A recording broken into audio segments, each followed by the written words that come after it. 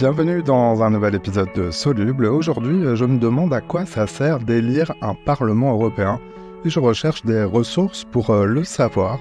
Et ne vous découragez pas, j'ai invité quelqu'un qui sait en parler sans prise de tête. Bonjour Audrey Vuettaz.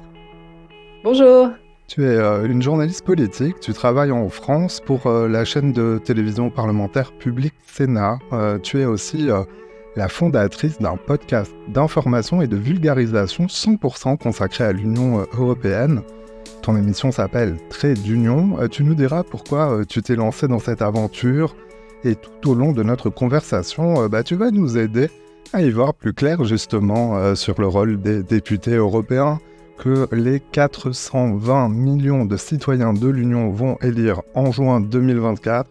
Alors ça concerne plein de domaines, on va les détailler dans l'épisode. Les libertés, la sécurité, la justice, le commerce extérieur, la fameuse politique agricole commune et plus encore la politique environnementale.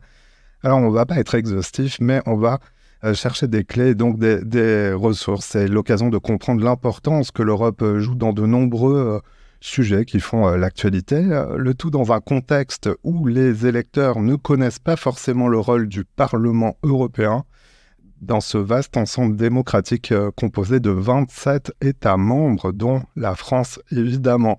Mais d'abord, on a envie d'en savoir un peu plus sur toi. Qu'est-ce qui t'a conduit à devenir une journaliste et aussi à consacrer un podcast à 100% à l'Union européenne? Bonjour et merci beaucoup pour l'invitation. Alors, pourquoi j'ai voulu être journaliste? Ça, je saurais pas vraiment te répondre. C'est quelque chose qui s'est un petit peu construit au fil du temps, mais il y a pas un moment où je me suis dit, tiens, je veux être journaliste. Mais j'ai fait une école de journalisme et au début, j'étais pas du tout intéressée par les sujets européens, loin de là. Je me souviens d'ailleurs qu'à l'école de journalisme, on avait été invité par la Commission européenne à visiter les institutions pendant 2 jours. Et en fait, je m'étais ennuyée. Je pensais qu'il y a une chose, c'était d'aller visiter Bruxelles, parce qu'on était à Bruxelles pour le coup, pour ces visites. Et ça m'a pas du tout marqué. Je continue mon petit bonhomme de chemin dans le métier de journaliste. Donc là, je deviens journaliste et je bosse pour différents médias. Et je me spécialise un petit peu en politique. Ce qui fait qu'en 2019, le média pour lequel je travaille à l'époque, c'était pas Public Sénat, me demande de couvrir les élections européennes, de couvrir la candidate Manon Aubry, c'était déjà elle à l'époque, et de faire des sujets un peu pédagogiques pour expliquer l'Union européenne dans les grandes lignes, ce que ça fait dans la vie de tous les jours. Et là, je commence à potasser et je me rends compte qu'en fait, j'en sais rien. J'en sais rien, je connais un petit peu la PAC, Erasmus. Je suis jamais allée en Erasmus. Mais voilà, c'est les grosses politiques qu'on connaît. Je propose un sujet en me disant, tiens, on va suivre toute une journée des députés européens, on va se mettre dans leur ombre et savoir un petit peu ce qu'ils font. Donc là, je cherche des députés européens un peu actifs. À l'époque, il y avait des sites qui montraient qui étaient les plus actifs au Parlement européen. Et je me rends compte qu'en fait, des eurodéputés, j'en connais pas. J'en connais quelques-uns, mais ceux qui viennent pas trop, qui sont plus politiques, et ceux qui travaillent, je n'en ai jamais entendu parler. Et donc finalement, je décide de suivre 2 eurodéputés que je découvre et qui essayent de m'expliquer les institutions. Et là, je me suis rendu compte de mon niveau de lacune, alors que je suis journaliste. Et je me suis dit, bah, si moi, j'y connais rien, je suis sûre qu'il y a plein de gens comme moi. Donc, ça commence un petit peu à faire un truc dans ma tête. Je me dis, en plus, moi, j'aime bien expliquer les choses. Il y a plein de manières de faire du journalisme et expliquer les choses, moi, je trouve que c'est hyper important et c'est vraiment ce qui me passionne. Et donc, ça fait son petit bonhomme de chemin. Et puis, au fur et à mesure, j'essaye de me renseigner sur les sujets européens. Mais en fait, ça fait un peu peur. On parle des institutions, moi, j'y comprenais rien. Il y avait le Conseil européen, le Conseil de l'Europe, le Conseil de l'Union européenne. Et puis, j'avais l'impression que les journalistes spécialistes du sujet, c'était vraiment des experts. Et j'avais un peu bah voilà, je me sentais pas forcément hyper compétente. Et là, je me suis dit, bah, en fait, je vais faire un podcast. Alors, un podcast parce que j'en écoute beaucoup pour expliquer l'Union européenne de manière très simple. Et moi, ça va me permettre de comprendre moi aussi l'Union européenne et finalement de me former d'une certaine manière. Mais je veux vraiment l'expliquer aux gens qui ont l'impression que c'est trop compliqué et pas avec des mots d'experts, parce que ça, en fait, c'est ce qui m'a fait le plus peur. Alors merci de venir dans cet épisode, on va employer ta méthode et tu vas nous aider à mieux comprendre. J'en viens donc à ces élections européennes. Elles ont lieu entre le 6 et le 9 juin 2024. Pour les électeurs français, le jour du vote est fixé au dimanche 9 juin. Alors déjà, on dit élections européennes au pluriel, mais tout se joue en un seul vote, en un seul tour. Oui, c'est élection européenne parce qu'en fait, on vote dans les 27 pays. Mais en effet, en France, il n'y a qu'un tour, c'est le 9 juin. Et en fait, c'est vrai qu'on dit que ça se passe du 6 au 9, mais c'est parce qu'en fait, dans différents pays de l'Union européenne, on ne vote pas le même jour. Par exemple, je donne un exemple très simple. Aux Pays-Bas, le dimanche, on n'y touche pas. C'est de tradition plutôt religieuse et en fait, historiquement, on ne vote pas le dimanche. Le dimanche, c'est fait soit pour aller à la messe, par exemple, ou pour se reposer. Donc, normalement, on vote en semaine, on vote plutôt le mercredi. Parce que les écoles sont fermées, ça permet d'aller dans les isoloirs. Bon, là, ça aurait été trop long qu'on vote du mercredi au dimanche, parce que nous, en France, on vote le dimanche. Donc, on vote du vendredi au dimanche dans l'Union européenne. Mais en France, on applique nos règles à nous et on vote le dimanche 9 juin et on vote que le dimanche 9 juin. N'attendez pas un second tour, il n'y en aura pas. Donc, ce serait quand même dommage de se dire, bon, je verrai qui y a au second tour. Il n'y a pas de second tour. Donc, on vote le 9 juin. Alors, élection européenne au pluriel, un seul tour de vote le dimanche 9 juin 2024. Alors, les auditeurs ont peut-être en tête l'image d'un bâtiment vitré à la forme circulaire qui s'élève sur plusieurs étages. Quand on prononce le terme Parlement européen, c'est à Strasbourg, ville quasi frontalière avec l'Allemagne, que les électeurs vont envoyer 81 eurodéputés. Alors ça, c'est pour le contingent français. Chaque pays est évidemment représenté à proportion de sa population. Les députés européens sont élus au suffrage universel direct, mais si chaque pays vote pour des représentants nationaux, les élus, eux, ne sont pas réunis par nationalité. Ils vont composer des groupes politiques. Est-ce que tu peux nous expliquer ce point? C'est comme au Sénat ou à l'Assemblée nationale en France, par exemple, c'est un parlement politique. Oui, avec différentes couleurs politiques. Alors, il y a 7 groupes politiques pour l'instant au Parlement européen. Et en fait, chaque eurodéputé français qu'on va élire va aller siéger dans un de ces 7 groupes. Je vous donne quelques exemples. Manon Aubry, donc, et toutes les personnes qui vont être élues avec elle, je parle d'elle parce que c'est la tête de liste, si elle fait plus de 5%, elle va aller, donc elle est LFI, et elle va aller au groupe The Left. Et en fait, il y a un groupe pour chaque couleur politique qu'on va désigner. Par exemple, les macronistes, eux, ils vont aller siéger au groupe Renew. Et par exemple, Jordan Bardella, il ira au groupe Identité et démocratie. En fait, on ne siège pas que par nationalité, on siège par couleur politique. Ça, les partis politiques, ça a été créé, on va dire, à peu près dans les années 80, et c'était pour essayer de rassembler les différentes forces politiques européennes. Donc, en fait, par exemple, les LR, ils sont pas tout seuls, ils sont avec tous les gens de la droite européenne, ça s'appelle le PPE. Et donc, en fait, c'est comme ça qu'on pèse. Mais dans ces groupes politiques, il y a des moments, quand on va gérer des sujets, par exemple parler de la forêt, là, il peut y avoir des divergences selon les nationalités. Mais en général, on réfléchit plus de manière politique au Parlement européen, avec parfois des petites subtilités. Quand on parle de la priorité d'un pays, par exemple le nucléaire, les Français vont pas voter pareil que les Allemands, même s'ils sont au sein du même groupe politique. Et c'est là qu'il faut s'accrocher un peu, c'est parce que il y a à la fois cette dimension politique, les nationalités et 27 pays différents. Donc en fait, c'est comme si on regardait une carte en 4D. Alors voyons donc cette carte en 4D dans le détail, le rôle du Parlement. Alors qui dit Parlement dit vote de la loi. Les lois européennes sont aussi connues sous le nom de directives. On va en parler dans un instant de ce rôle législatif du Parlement, c'est le plus connu finalement. Mais ce n'est pas son seul rôle, il y en a deux autres. Il contrôle l'action de la fameuse Commission européenne. Et j'ai envie de dire surtout, il a un troisième rôle qui est crucial, c'est au niveau du budget de l'Union européenne que cela se passe. Est-ce que c'est sur ce point que l'on peut dire que c'est un véritable Parlement, le Parlement européen? Bah oui, parce que c'est comme en France, l'Assemblée nationale et le Sénat, ils votent le budget. Donc en gros, on leur propose un budget, et après ils décident de le voter ou pas. Moi, là où j'insisterais, c'est sur le fait que des fois on peut se dire, ah, ça sert à quoi que j'élise des députés, des eurodéputés, je sais pas trop à quoi ça sert. De toute façon, tout est décidé à Bruxelles, c'est la Commission qui décide. Mais en fait, tu l'as dit, le Parlement européen, il est capable de faire démissionner une commission. Et il l'a déjà fait à la fin des années 90. En fait, il a ce pouvoir. Il peut dire, bah, en fait, là, les commissaires, donc la présidente de la Commission européenne actuellement, c'est Ursula von der Leyen. Les gens la connaissent de nom, hein. Et ils peuvent dire, bah là, en fait, on n'a pas aimé ce que vous avez fait pour telle ou telle raison. Et en fait, ils peuvent les pousser à la démission. Et c'est quand même un gros pouvoir de contrôle, parce que c'est comme si le Parlement en France, donc l'Assemblée nationale et le Sénat, faisaient démissionner le gouvernement. Donc, c'est quand même hyper important. Et un autre truc important, c'est que les commissaires, donc c'est comme si c'était des hyper-ministres. On a un hyper-ministre de l'industrie, on a un hyper-ministre de l'écologie. Ils doivent montrer patte blanche devant le Parlement européen. Ils vont être auditionnés et le Parlement peut dire, bah non, mais toi, je veux pas que tu sois élu. Ça est déjà arrivé en 2019 avec la candidate macroniste Sylvie Goulard. En fait, elle avait un petit peu des affaires et les parlementaires ont dit bah non, nous on veut pas qu'elle devienne commissaire européenne. Donc ils ont rejeté sa candidature et on a dû en trouver un autre. On a trouvé quelqu'un d'autre qui s'appelle Thierry Breton.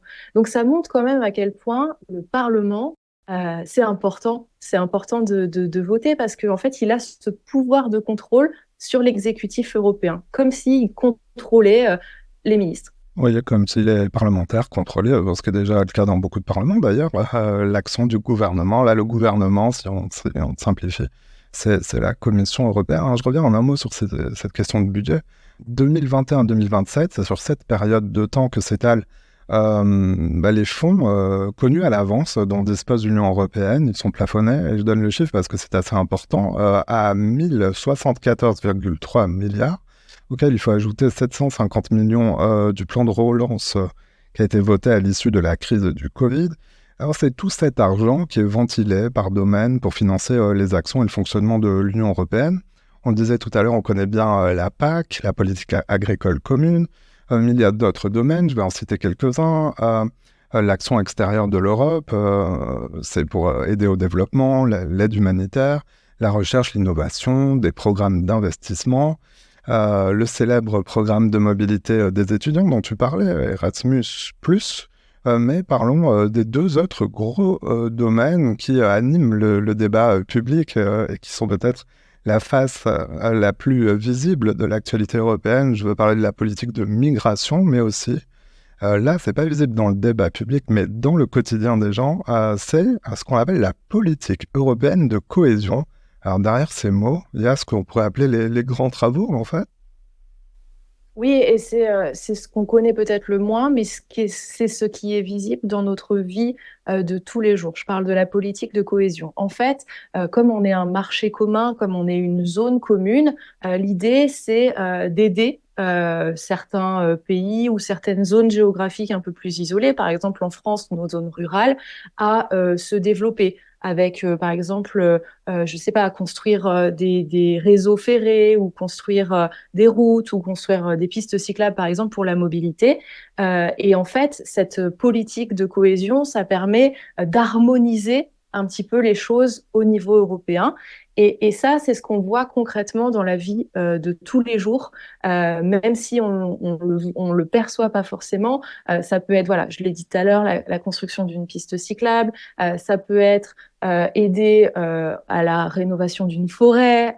Ça peut être, enfin, il y a énormément de domaines. Là, je sèche un peu, mais par exemple, à Dunkerque, ça permet de créer des transports, des réseaux de bus.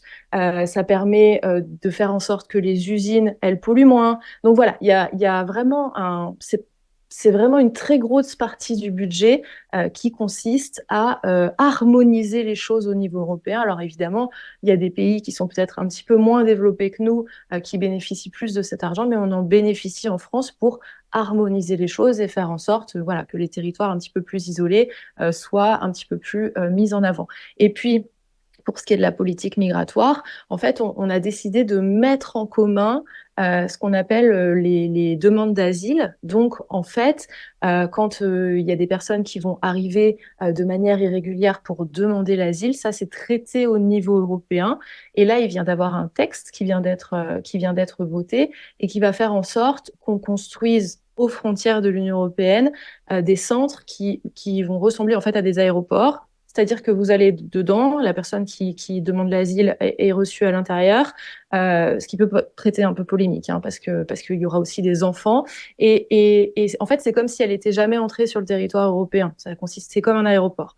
Et là, on va traiter son dossier en fonction de sa nationalité. Et donc voilà, le budget de l'Union européenne, en fait, il est mis en commun sur certains sujets. Et sur d'autres sujets où les États préfèrent garder la main, ils vont vraiment agir État par État. Il y a des sujets sur lesquels on harmonise les choses, en l'occurrence la politique migratoire. Même s'ils ne proposent pas directement les lois, les élus du Parlement européen, c'est un rôle qui est réservé à la Commission européenne. Les eurodéputés doivent donner leur accord sur la majorité des lois européennes. C'est bien là toute l'importance de leur pouvoir législatif. Alors, le fait ce pouvoir législatif, alors là, c'est la partie un peu compliquée, mais facile à décrypter, tu vas nous dire, c'est ce qu'on appelle la codécision. En fait, ce sont les élus qui ont été choisis par les citoyens au Parlement européen qui votent les lois, mais ils ne sont pas les seuls à les voter. Il y a aussi les États qui sont réunis dans le Conseil de l'Union européenne. Est-ce que c'est ça aussi qui donne, pour la journaliste que tu es, de la saveur à l'actualité européenne? Parce qu'il y a toute une procédure qui fait immanquablement appel à des revirements et à la fin à des compromis. Oui, et c'est à la fois intéressant et c'est à la fois ce qui est un peu embêtant pour faire comprendre l'Union européenne. Parce qu'en fait, quand il y a un texte, je sais pas moi, on va dire, on va faire en sorte que on soit plus écologique. Donc ça, on le décide en 2020, par exemple. Et ben, entre le moment où on dit qu'on va faire cette loi et le moment où elle est finalement adoptée, il va se passer en moyenne 2 ans, 2 ans et demi avec des revirements. Et ce qui fait que c'est un petit peu compliqué pour les gens à comprendre parce qu'ils vont se dire, mais attends, mais ça, on l'avait pas déjà voté il y a 2 ans? Bah non, c'est parce qu'en fait, bah, il y avait tout le travail législatif qui était en train de se faire en attendant. Donc c'est vrai que ça, c'est un petit peu compliqué. Il faut se dire que, en fait, on est censé mettre 27 États d'accord. Donc, ça prend du temps. Tout le monde a un petit peu sa carte à jouer. Il faut négocier. Et donc, peut-être que vous avez entendu parler de quelque chose il y a 2 ans, mais finalement, ça n'aboutit que maintenant après moult revirements. Et donc, c'est vrai que ça, c'est un petit peu compliqué à saisir. Alors, le Parlement européen, il est co-législateur. Ça veut dire que la Commission européenne, elle va faire une proposition de loi et ensuite, elle va la soumettre au Parlement européen et au Conseil de l'Union européenne, comme tu l'as très bien dit. Et le Conseil de l'Union européenne, c'est les ministres du sujet concerné. Par exemple, si c'est une loi sur l'immigration, bah, ce sera Gérald Darmanin qui va siéger dans ce conseil avec les 26 autres ministres de l'Intérieur. Et donc, ce texte, il arrive à la fois au Parlement et à la fois au Conseil de l'Union européenne. Et chaque institution, c'est un petit peu comme l'Assemblée et le Sénat, va potasser sur le projet de loi en disant bah, moi, je rajouterais bien ça, moi, j'enlèverais bien ça.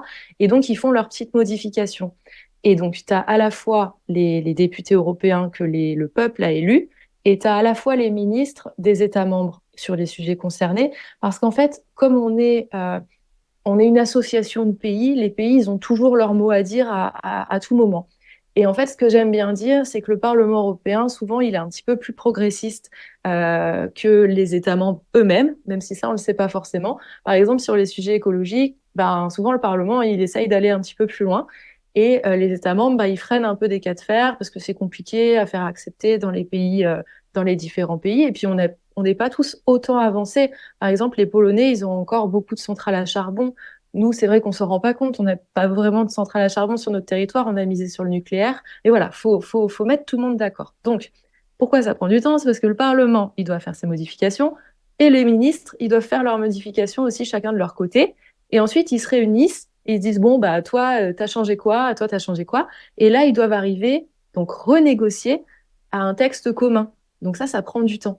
Et donc, c'est la raison pour laquelle, bah voilà, voter une loi au niveau européen, bah, ça prend vraiment beaucoup de temps. Mais vous aurez remarqué que les États membres, ils ont toujours leur mot à dire. Et c'est vrai que quand on dit Bruxelles impose quelque chose, Bah, c'est pas vraiment vrai parce que vraiment, tout au long du processus, les ministres, les chefs d'État, ils ont toujours leur mot à dire. Oui, et d'autant que même les parlementaires ont presque le dernier mot sur certains sujets, un vote décisif en tout cas. Bah oui, parce que une fois que donc qu'ils sont arrivés à ce texte commun entre le Parlement et les ministres, eh ben ils doivent chacun revenir dans leur institution pour faire voter cet accord en disant bon bah est-ce que vous êtes d'accord ou pas? Et si les institutions disent non, là vous avez fait trop de concessions aux États membres ou là vous avez fait trop de concessions au Parlement, on se remet autour de la table et on rebosse le dossier. Donc voilà, c'est vraiment le Parlement, il a quand même vachement son mot à dire. C'était pas le cas au tout début. Au tout début, c'était juste bon, bah, allez, on va faire une institution avec des gens qui vont élire des députés. Mais au fur et à mesure des années, il a vraiment gagné du pouvoir. Et maintenant, ce qu'il demande, c'est de pouvoir lui aussi proposer des lois. Alors si je dis Roberta Metsola, pas sûr que ce nom parle à beaucoup de monde, à moi non plus, hein. D'ailleurs je le dis franchement, mais c'est le nom de la présidente sortante du Parlement européen. Elle est de nationalité malte. Audrey, selon toi, pourquoi l'action et les acteurs du Parlement européen sont-ils si peu visibles dans le débat public et l'espace médiatique? Pourquoi, d'après toi? Bah, parce que je pense que le premier réflexe, c'est de se dire, oh là là, c'est loin et c'est compliqué. Et en plus, en étant journaliste pour la télévision, ça, je peux me permettre de lancer une petite pique. C'est pas très facile à mettre en image, hein, les institutions européennes, parce que quand vous allez faire une loi, bah, on n'a pas trop d'images. Ensuite, on filme des gens qui rentrent dans des bâtiments vitrés. Enfin voilà, c'est pas très sexy. L'autre sujet, je pense que je dirais, c'est que, en fait, on n'a pas de président de l'Union européenne. On a des chefs de différentes institutions. Donc, je pense que les gens, ils identifient à peu près Ursula von der Leyen, la présidente de la Commission, pour des bonnes ou des mauvaises raisons, mais je pense qu'ils l'ont en tête. Roberta Metsola, elle a été désignée, élue il y a 2 ans et demi, parce qu'en fait, c'est une présidence un peu tournante. C'est assez compliqué, mais en général, on essaye de s'arranger entre différents partis européens pour majoritaire au Parlement pour prendre cette présidence. Donc voilà, 2 ans et demi, c'est quand même assez court. Et puis, il y a aussi un président du Conseil européen qui s'appelle Charles Michel. Donc voilà, il y a, on va dire, 3 têtes, plus tous les chefs d'État, parce qu'Emmanuel Macron, on l'a beaucoup vu, beaucoup entendu. Donc c'est peut-être un peu compliqué pour les gens de se dire, oh là là, attends, c'est qui ça déjà? Donc voilà, il y a aussi un travail à faire au niveau des journalistes, mais c'est vrai que c'est compliqué à mettre en image l'Union européenne quand même, hein. Tu disais le mot, c'est pas très sexy. C'est vrai que c'est un mot qu'on entend souvent dans les coulisses, dans les rédactions. Alors, sexy au sens attractif. Comment rendre attractif ces sujets? Alors, tu t'y emploies chaque semaine dans ton podcast.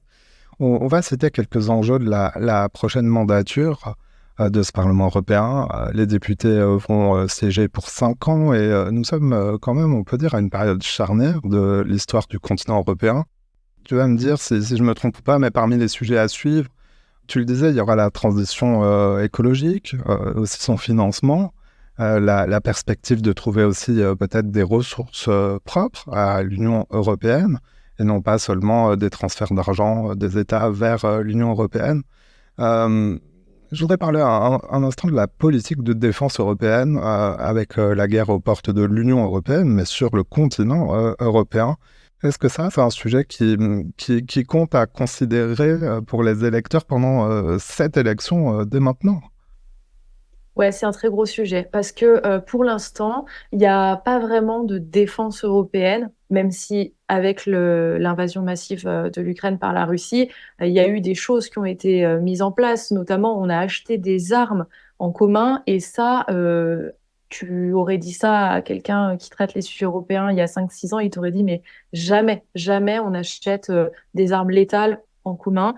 L'armée, les sujets de l'armée, c'est propre à chaque pays et on va pas. L'Union européenne, c'est pas sa place. Il s'avère qu'avec l'invasion massive de l'Ukraine par la Russie, voilà, les choses ont changé et on parle de plus en plus d'essayer de développer. Alors, ça se fera pas du jour au lendemain parce que c'est très compliqué, hein. Il faut créer des usines, faut monter en puissance, mais d'essayer de développer cette défense européenne et d'autant plus parce qu'aux États-Unis, il y a une élection majeure qui va se jouer à la fin de l'année avec potentiellement le retour de Donald Trump. Et je ne sais pas si vous l'avez entendu, mais il a dit que, en tout cas, lui, c'est pas un grand fan de l'OTAN. Et il a dit que les pays qui payaient pas vraiment devraient se débrouiller par eux-mêmes. Donc ça a un petit peu fait un déclic chez les acteurs européens qui se sont dit, bon, faudrait peut-être qu'on commence à penser en commun ces sujets de défense et d'armement européen. Ça, c'est un gros sujet. Le deuxième gros sujet, c'est l'écologie. Parce que pour l'instant, on a mis beaucoup de mesures en place pour réduire notre production de carbone. Et l'objectif, c'est qu'on soit le tout premier continent à ne plus émettre de carbone d'ici 2050. Pour l'instant, on a posé des règles, mais maintenant, il faut financer les choses, il faut financer les changements, il faut aider les gens à produire moins de carbone. Donc, je sais pas, faut aider les gens à acheter des voitures électriques, faut aider les gens à installer des pompes à chaleur.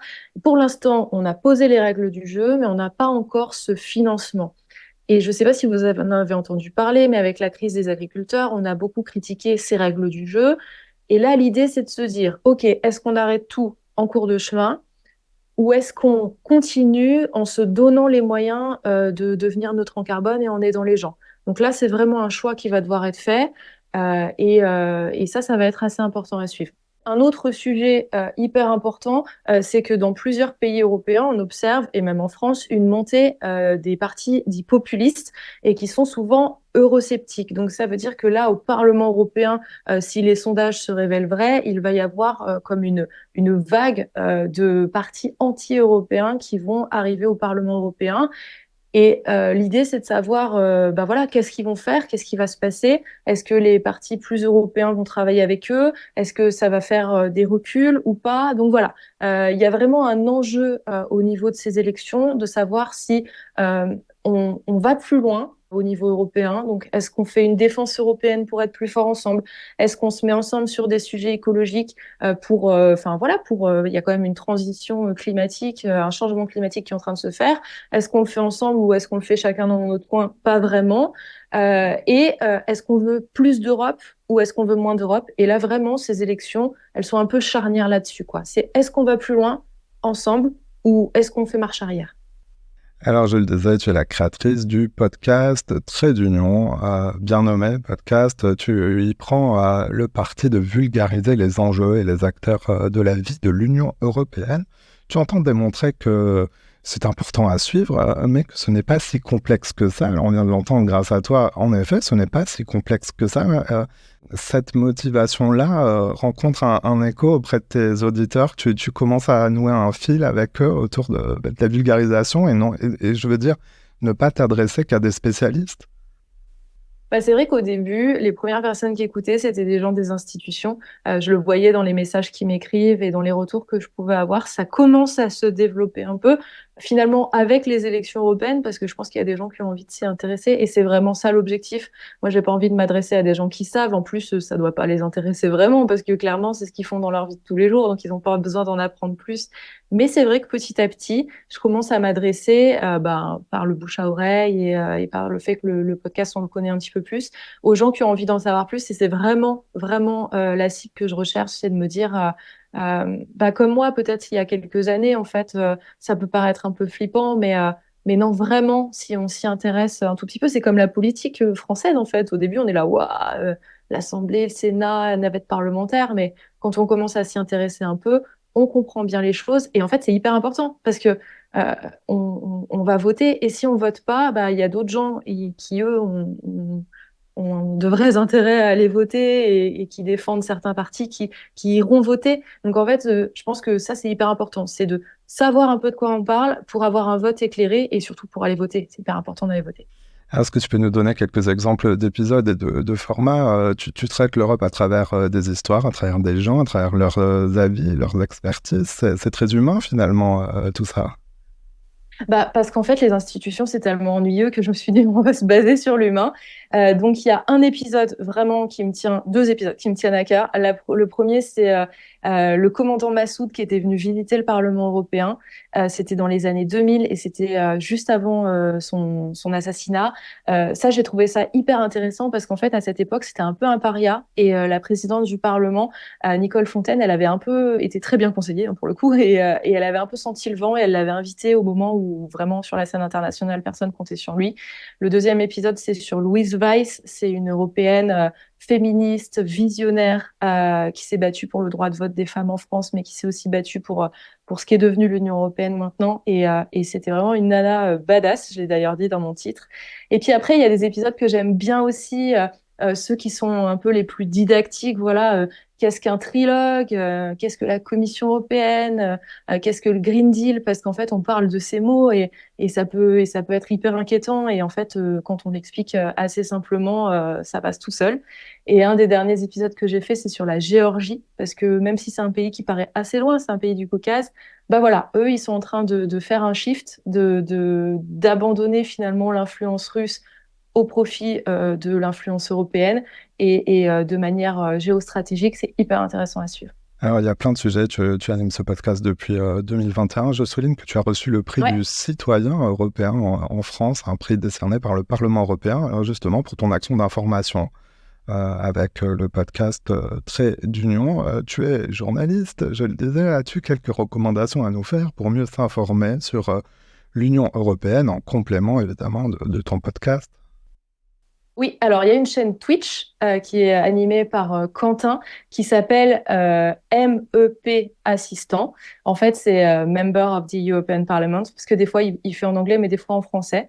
Donc ça c'est hyper intéressant parce que lui aussi c'est un vulgarisateur et il est vraiment passionnant à suivre. Et je vous recommande vraiment sa chaîne Twitch. Il a aussi un compte Twitter sur lequel là jusqu'aux élections il raconte une anecdote sur l'Union européenne chaque jour. C'est hyper intéressant à suivre. Et la deuxième recommandation, c'est une BD qui s'appelle La Tour de Babel de Coco Pello. Et en fait, en BD, il essaye d'expliquer les institutions européennes. Il a suivi pendant toute une année, ou peut-être même un petit peu plus, les différents acteurs européens. Il raconte plein d'anecdotes, il raconte plein d'histoires. En plus, c'est des images, donc vous avez aucune excuse. Et on entend le sourire dans ta voix. Donc Audrey Vueltas, fondatrice de Trait d'Union, un podcast accessible gratuitement dans toutes les applis d'écoute et sur YouTube. Alors on ne peut pas donner à ton podcast autant d'étoiles qu'il y en a sur le drapeau européen, mais je vous encourage à lui en offrir un maximum. Je crois que c'est 5. Et sur le drapeau européen, c'est combien?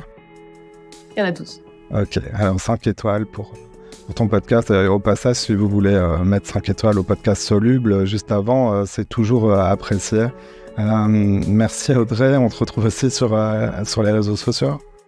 Ouais, sur Twitter et sur Insta le plus. Et merci beaucoup pour l'invitation.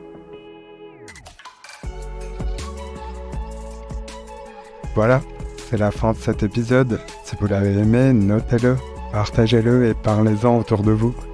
Vous pouvez aussi nous retrouver sur notre site internet csoluble.media. À bientôt.